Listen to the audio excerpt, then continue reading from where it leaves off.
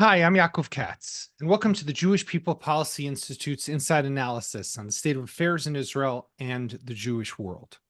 Well, no big surprises. As expected, the International Court of Justice, the ICJ in The Hague, on Friday issued its decision calling on Israel to stop immediately its operation, its ground offensive, in the southern Gaza city of Rafah.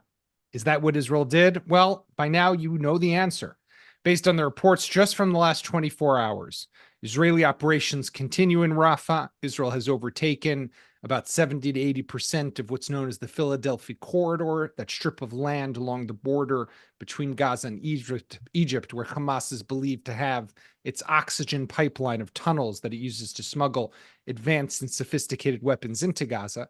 But there have also been some controversial Israeli bombings, some of which are now being looked into due to the civilian casualties that have been reported, as well as a firefight just earlier today along the border between IDF and Egyptian soldiers. Still unclear exactly what happened there, but there were exchanges of fire between Israel and Egypt. No one said this war would be simple, and as it continues, it brings with it many surprises. On today's episode, I speak with Arsen Ostrovsky, a human rights attorney and CEO of the International Legal Forum, an Israel-based NGO and global coalition of lawyers who have been at the forefront of combating anti-Semitism and terror, especially since October 7. Arsen has spoken before the United Nations and was actually at The Hague for the initial genocide hearings at the ICJ in January. I'm then joined by my JPPI colleagues, Gil Troy and Sara Hirschhorn. We have lots to talk about regarding the war, the mood in Israel, and what comes next. Here we go.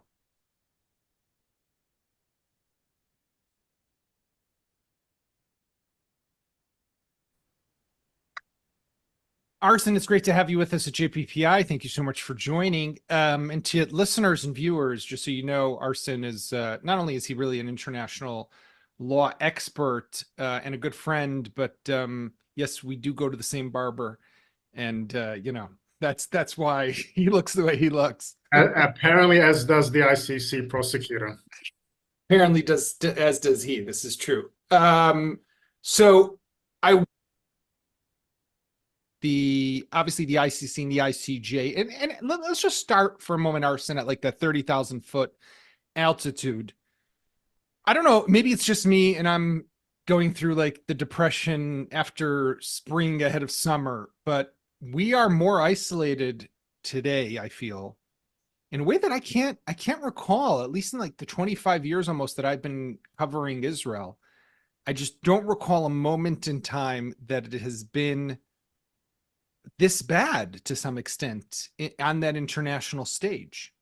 Am I overreacting?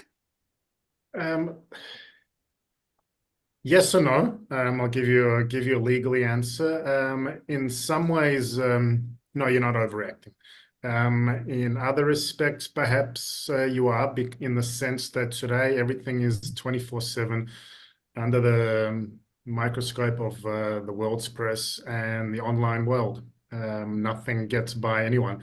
So a lot of these issues, I think, are, being held under microscope in basically 24/7 arena.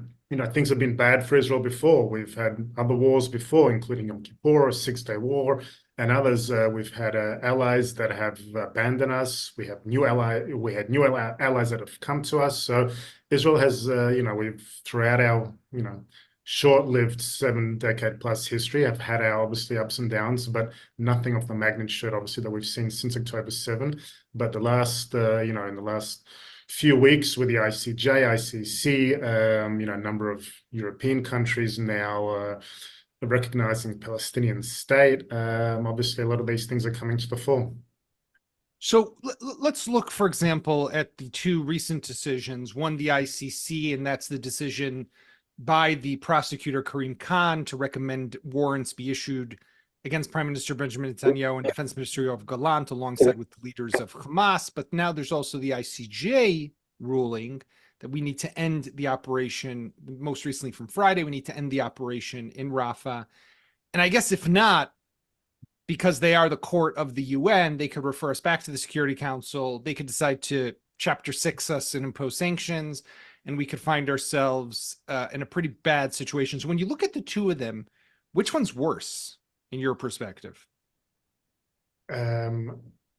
Look, I think they're both equally bad, but the ICC one has a far more, I think, tangible ramifications. The Court of Justice decision or the process is obviously very detrimental, but ultimately the biggest, I think, the biggest effect there is one of image. When it comes to the ICC, there are tangible, really, ramifications. If the arrest warrants are asserted, which they in all likelihood they probably will be, then that has obviously very real implications, including in the Prime Minister and the Defense Minister. They will not be able to, in theory, travel to the 120 odd countries which are signatories to the Rome Statute, which would be obliged to arrest them were they to travel to those countries. World leaders might be reluctant to travel to Israel to meet with them. You're going to see this played out in halls of Congress and parliaments, calls for embargoes. What we're seeing on campuses now, that will only amplify. So I think the practical terms of the ICC decision far more detrimental, but I think in the overall scheme, and we're talking about this war of narratives that we are also fighting, including the legal arena, as a combination. I think both the ICJ and ICC are very, very problematic. One of the things I was thinking about also is that, and you are a close follower, and people you should definitely follow Arsen on social media, particularly X, formerly Twitter, for his very sharp analysis and rebuke oftentimes of the international media. And I chuckle for a moment because when I think about it, most people don't get what's going on here, right? I mean, that's obvious. And there's so much disinformation and lies and spin. And obviously Hamas can do that. But I fear that the average person in the world, and I was in the US last week, and when the ICC decision was made, and I could just see like how it's being portrayed on like local television in like Detroit, right? And like, it's just a picture of Bibi, an announcement that the ICC prosecutors decided to issue an arrest warrant, and then destruction in Gaza is kind of the B-roll that you see on the side. And your average person in Michigan or Illinois or wherever in America, wherever in the world, they're not in the weeds on this. And they just think Israel, war crimes, destruction, get arrested. I mean, this has real damage. Forget about the arrest. If he really gets arrested, doesn't get arrested, it is real damage on a branding, public image of what Israel is. And that can have a domino effect on investments and tourism and just, you're going to walk into a supermarket in your old hometown in Australia, and they're going to say to you, we don't serve Israelis now. I mean, who knows?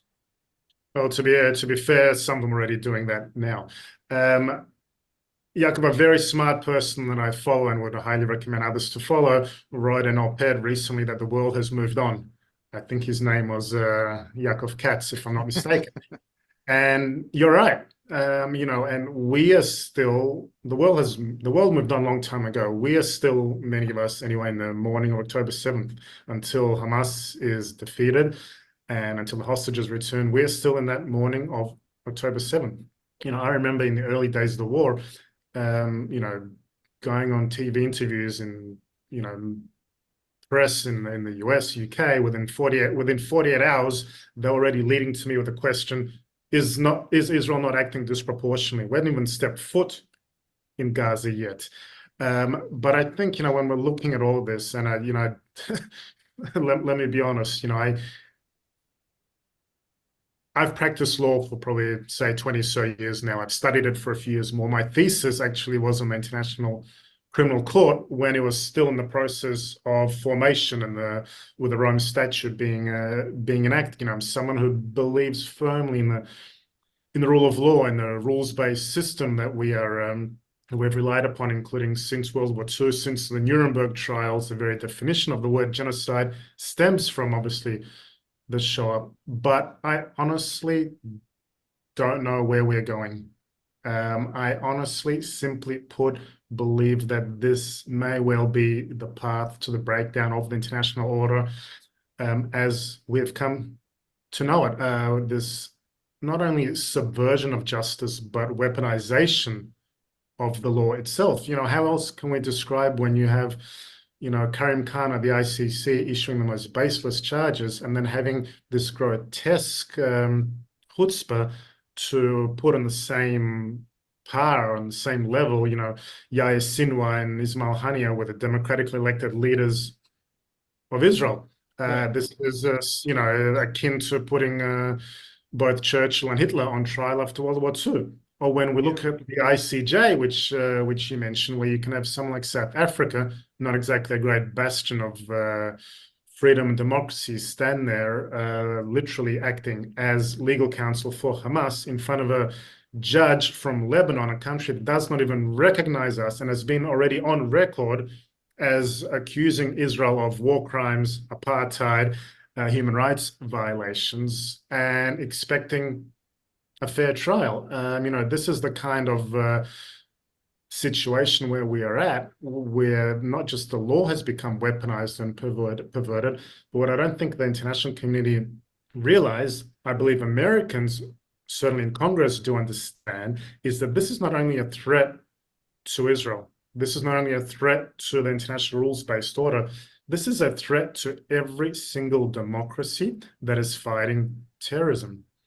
When international law and the courts become politicized, when they are unable to differentiate between genocidal, bloodthirsty terror groups and democracies, when they elevate political considerations above the law, then every single democracy fighting terror is at risk. I mean, let's flesh that out for a moment, because I think people don't fully understand that point, and this is extremely important. If I'm Sinwar, right, I'm sitting in whatever cave tunnel somewhere in Gaza, surrounded probably by some of the hostages, and I'm probably laughing to some extent, because what I did was, I don't care about my own people. I sacrificed them to die and to protect me. I still have the hostages.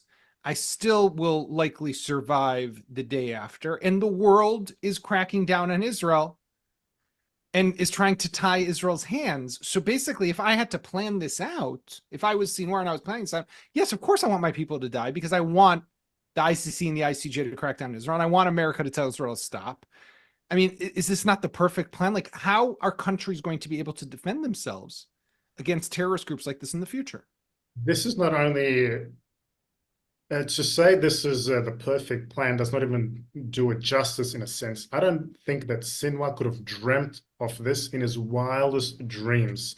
I don't think he ever could have dreamt that they would initiate what they did, and then it will be Israel, not Hamas, but Israel hauled up before the court of justice accused of genocide. I don't think he ever could have dreamt of that Prime Minister of Israel and Defense Minister would have arrest warrants hanging over their heads. Sinwar doesn't care if he's got an arrest warrant over his head. He'll either die the terrorist scumbag that he is, or he'll be hauled perhaps by Israel in similar way that Eichmann was. But he doesn't care about the rules of law. The Hamas couldn't care less.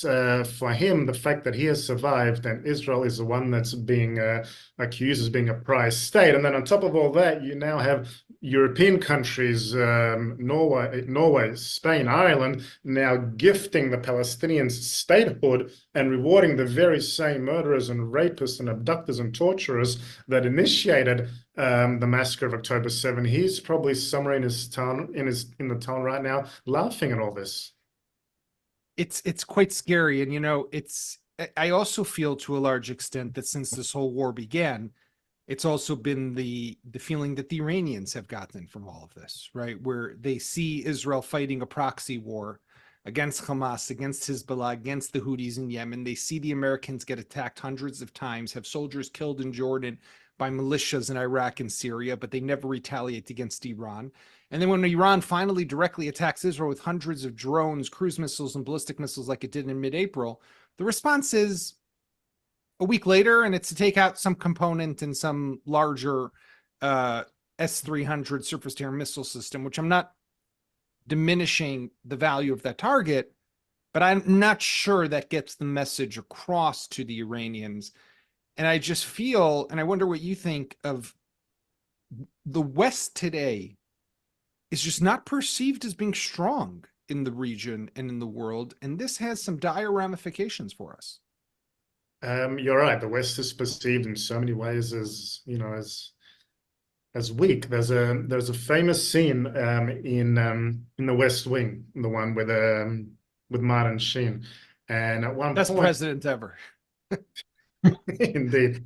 And at one point, it's connected to the Middle East. American forces are attacked, and he brings in his military team, and he asks them, "What is the virtue of a proportional response?" If you remember that famous scene, when we tell them in advance what we're going to do, and we go ahead and do it, and they vacate it, and then the process keeps repeating. Look, at the end of the day, countries in this region understand one thing only, and that's deterrence. When Hamas is able to fight not only a proxy war by using not just the terror groups like Hamas and Hezbollah, Islamic Jihad, but literally now using also South Africa, by the way, standing in the Hague, essentially as a prosecutor, so to speak, and the rest of the world just sort of plays along. Quite frankly, it's not Israel that ought to have been there, but not only Iran, who is very open about their genocidal ambitions, but I'll go one more: South Africa for embracing Iran. South Africa, if you saw the South African president, who was gushing almost with tears at the death of Abraham Raisi, the butcher of Tehran. It's South Africa, by the way, that is in violation of their own obligations under the Genocide Convention by embracing Iran and supporting Hamas, not us. It's quite scary where we are today in the world and what's happening. Arsen Ostrovsky, the CEO of the International Legal Forum, I want to thank you very much for joining us today at JPPI, and thank you for really all that you do to get the truth out in the very dark world, and on definitely in social media, but also beyond. So thank you, Arsen. You got to keep fighting. Thank you, Yaakov. So that was Arsen Ostrovsky. It was good to have him. Very interesting conversation. Let me bring in our panelists, Gil and Sara, for a discussion a bit more. And Gil, let me start with you. When it comes to the continued, when it comes to the video's not welcoming me. Yeah, I'm having the same problem. Just fixed it now. There it is. When we are thinking about the diplomatic isolation of Israel, and how, to me, it really does feel like we're at this tipping point almost of where I can't recall a point like we've been in this situation in the last 76 years. We've had boycotts before. We've had countries that have withheld weapons before. We've had to switch allies before. But I don't know that we've ever had all that happening at the same time and have this situation where we're wanted by the ICC, we're wanted by the ICJ, and the dependency that this now creates for Israel on the United States. Right. So all these people who are like, Israel could do it alone. We could fight with our fingernails, right? As the prime minister likes to say. At the end of the day, though, we actually need America more today than we did before, to some crazy extent. We should start by saying, God bless America. We should start by saying that whatever criticisms we have of the Biden administration, they have been consistently supportive. And when they have occasionally deviated and zigzagged, there's actually been a great backlash. Because even more important than the American government are the American people. And the latest polls, despite the New York Times, despite this media firestorm, despite what I call this cyclone of sanctimony, is 70 to 80% of Americans see the difference between Israel and Hamas. And they're on the side of Hamas. And it's a mistake for any of our politicians, and I'm not speaking as an American, I've paid taxes in the United States, Canada, and Israel, so I can say our, wherever it's convenient. It's a mistake for American politicians to fail to realize that the fight, first of all, for success in the presidential election is in the center, and that the fight over Israel and Hamas clearly has the American people behind Israel. And the president should use this opportunity to assert power to show strength and to show consistency. So that's one piece of it. I have an advantage and a disadvantage. My disadvantage is I wasn't worthy enough to go to law school and merely went to history graduate school. And my advantage is that I'm a historian.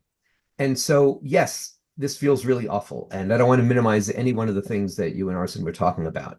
And the hypocrisy is despicable. And I actually agree that this is in so many ways an assault on the international order and the meaning of international law. And even more so, I think that the American defense establishment is making a huge mistake, and the American political establishment making a huge mistake, because a next generation of Americans are being miseducated about what war means. Pick on what Arsen was saying, that basically, if Israel can be brought to the docket after all the moral and legal limitations we've put on our fight, then America can, and Canada can, and the UK, and popularly, there has to be an explanation of this is what war looks like. But having said all that, I know that in 1975, when the United Nations in its genius decided that Zionism is racism, everyone said, oh my goodness, we're never going to recover from this. Can you believe 30 years after the Holocaust, we're a pariah state? Can you believe how weak we are? And then in and this was the result after the 1973 war, when so many African countries left us. And yet many of the ties continued. Much of the Israeli development expertise, which had been started in the 1960s, thanks to Golda Meir, continued to flow to Africa. And so I'm just not sure. We're in the middle of the crisis right now. I'm not sure what things are going to look like 3 months from now, 5 months from now, 7 months from now. Things look very different if Hamas collapses. Things look very different if Saudi Arabia steps in and we have a deal. Things look very different perhaps if we have elections, or perhaps a prime minister says, you know what, we don't need elections because it's too chaotic, but maybe it's time for me to move on. Things can happen here.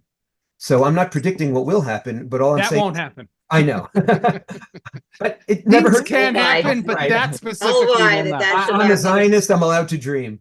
But we never quite know the implications of the impact of war, not only until it's over, but until we actually see it a year later, 5 years later, 10 years later. So what the most important takeaway from this is that this should be mobilizing our friends all over the world who care about democracy, who care about international legitimacy, who care about the legal system, and who care about Israel, to say this is red lines. These are red lines that should not be crossed.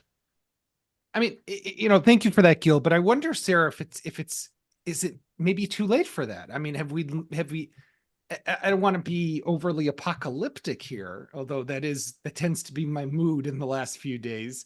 But I do feel that we're a bit lost, and the world definitely is lost. I mean, the upside down and the absurdity of what's happening, right, with the ICC and the ICJ, and the claims of genocide against us, and for fighting the way we fight, the claims to the recommendation to issue an arrest warrant, against the prime minister and the defense minister at the same line, or at the same level of the Hamas terror chieftains.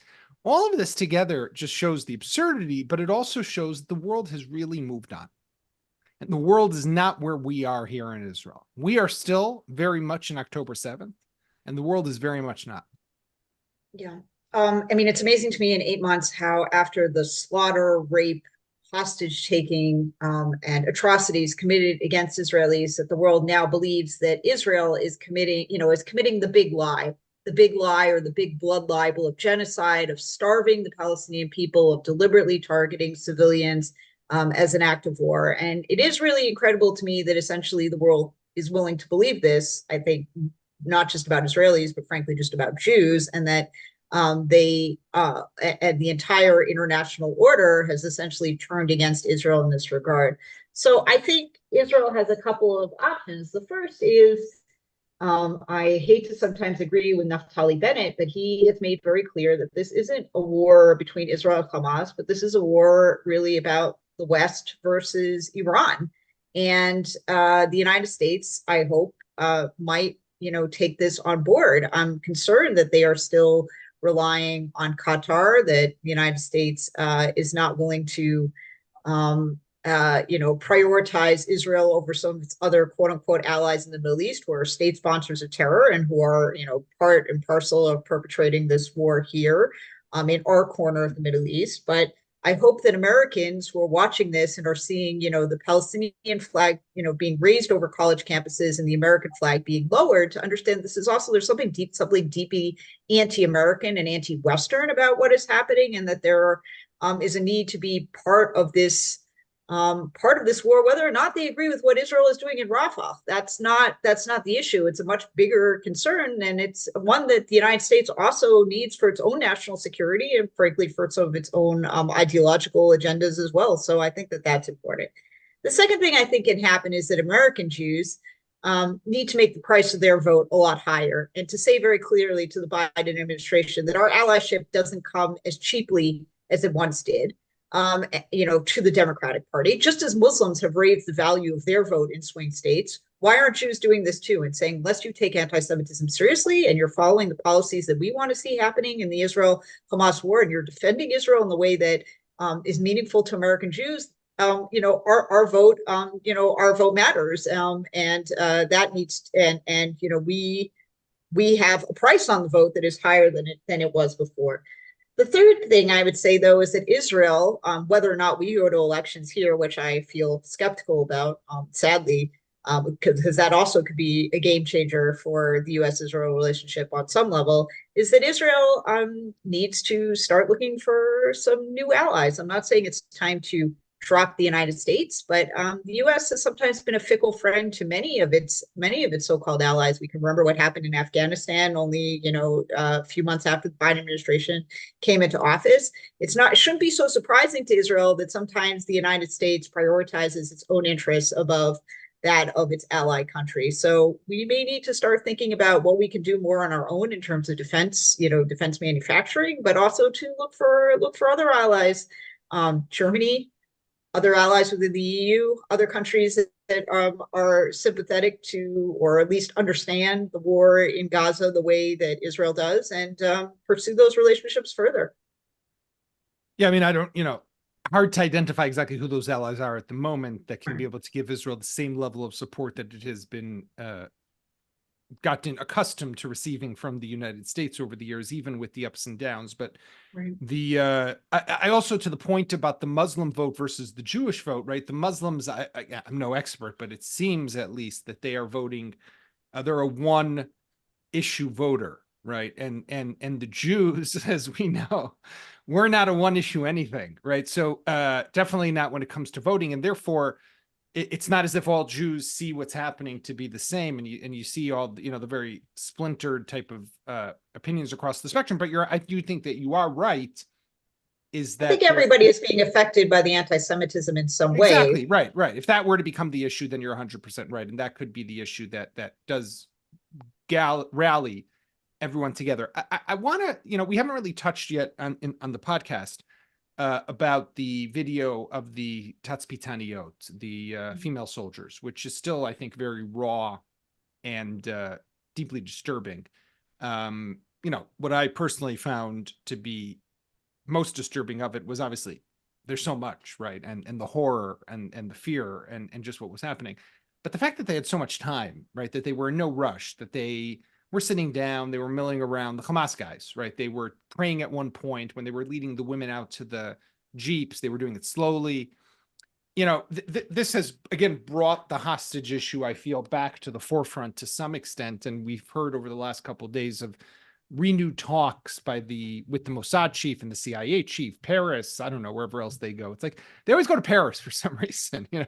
I guess if you get the best negotiations done over, a croissant and a cup of coffee near the Champs-Elysees. But anyhow,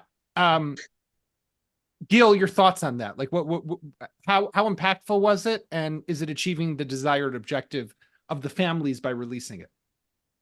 It's very interesting because we're really talking about three different wars, right? We're talking about the war on the ground. And by the way, we should sidebar and say that last week was a pretty successful week for the Israeli military, in that it discovered at least 50 tunnels.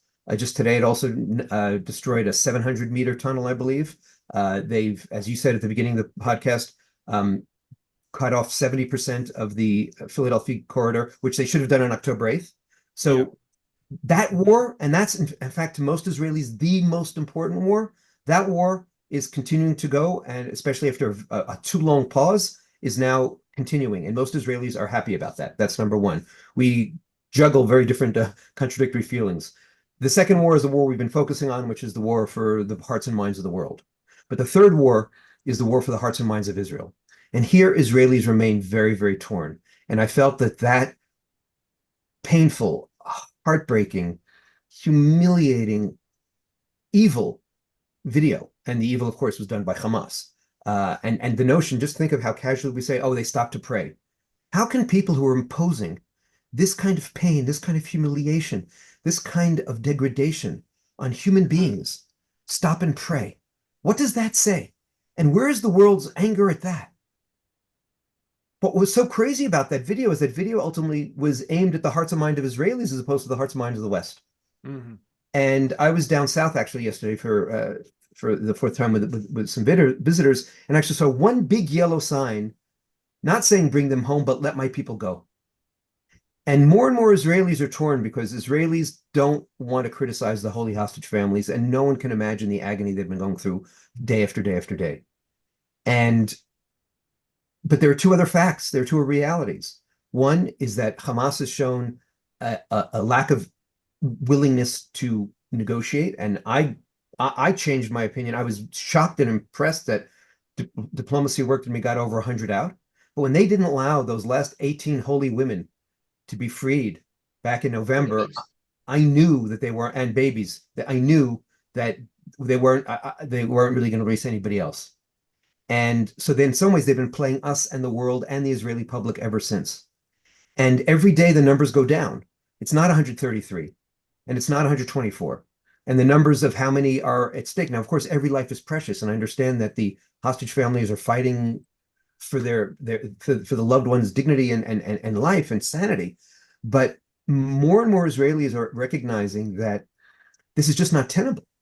And the hope is really that the IDF will solve the problem simply by moving along as fast as possible, because more and more Israelis, even as they sympathize more with the hostage families, have less and less willingness to see a deal which keeps Sinwar in power, which perpetuates Hamas's stance in Gaza, especially because we also know that everything that happens in Gaza, and you pointed to this earlier, is being watched not just by the Iranians, but also by Hezbollah. You know, I was actually at a hostage square today in Tel Aviv. It was pretty empty, but the in the middle of the day, though, some people do go to the office. But the somebody's got to pay tax, right? Imagine that someone working in Israel. But on the other hand, you know, 7 bodies brought back in the last week, right? Do show how that clock is ticking and the time is running out. And I fear. And I think that what people are missing often is, you know, Netanyahu, to some extent, has really invested all his capital at the moment in Rafah, as if it's like the Alamo or something like that. Like, this is where we make our last stand and defeat the enemy. But at the end of the day, Israel hopefully will have a successful operation in Rafah. It will be over in a couple of weeks, 3 weeks, 4 weeks, maybe at the most. And then what? Right. Well, if the hostages are still there, if Sinwar is still alive, right, we see that every place we leave, we end up going back into, does lead us back to the ultimate question of, you know, what is the plan? And we know there is not a plan that we can necessarily talk of. And that's why, as much as it's not a win necessarily, because I don't know that there is a win, but it might just be the hostages, that's the only way that this war can end, is getting them back. What do you think, Sarah? Well, look, I saw the video of those 4 women, and as a woman thinking about myself at their age, you know, having been in that situation, or even frankly, the American college students that I used to teach until this year, who are the age of these women are, and you know, they're chanting slogans for Hamas while watching, you know, these women sitting in captivity. I would have hoped that they would have a little more sympathy for the situation that these hostages find themselves in. Every day I think about, you know, Kfir and Ariel Bibas, the, you know, small red-headed babies that were taken into Gaza with their parents, who we don't know whether they're alive. I feel that the Israeli public, if they saw those, you know, those babies return to Israel in some way, they would be able to say, we can lay down our sword now. That's enough, regardless if there were still rockets, even if there was still, you know, even Yaakov Sinwar was still alive, even if not all the tunnels were destroyed, that, you know, the emotional impact of that might be enough to convince the Israeli public that they can live with this threat on their border, which is real. And, that doesn't solve the problem of Hezbollah. It doesn't solve the problem of, Iran, Qatar supporting terror here. But I think that there is the psychological need to see at least the, most vulnerable hostages return. I think there is an acknowledgement that maybe some of the men, especially the soldiers, their fate is uncertain, and some of them may no longer be alive. But there is an emotional need to satisfy there. But that's going to come at a very high cost, not only in leaving some elements of Hamas in power, but also, frankly, what is going to be traded for those precious children or those women. It's going to be prisoners who've committed acts of terror here in Israel and are currently being detained. So I think you can't put a cost on a human life, but it's going to be extremely high. But I think Israel needs that to be able to at least say, we can end the operation in Rafah, although it looks like there's going to be an endless Israeli occupation there because there is no other plan. So I don't know how the operation in Rafah can really ever end. This is the big black hole that hopefully one day we'll get answers to, because I don't think any of us, at least on this call, want to see a continued Israeli occupation or long-term presence in the Gaza Strip. Maybe if we bring Smotrich or Ben-Gvir on the podcast one day, they'll tell us differently. But I want to thank both Gil and Sarah. I want to thank Arsen Ostrovsky. I want to thank all of our viewers and listeners. You can catch us, as always, on Thursday for another episode of JPPI's Inside Analysis. Thank you very much.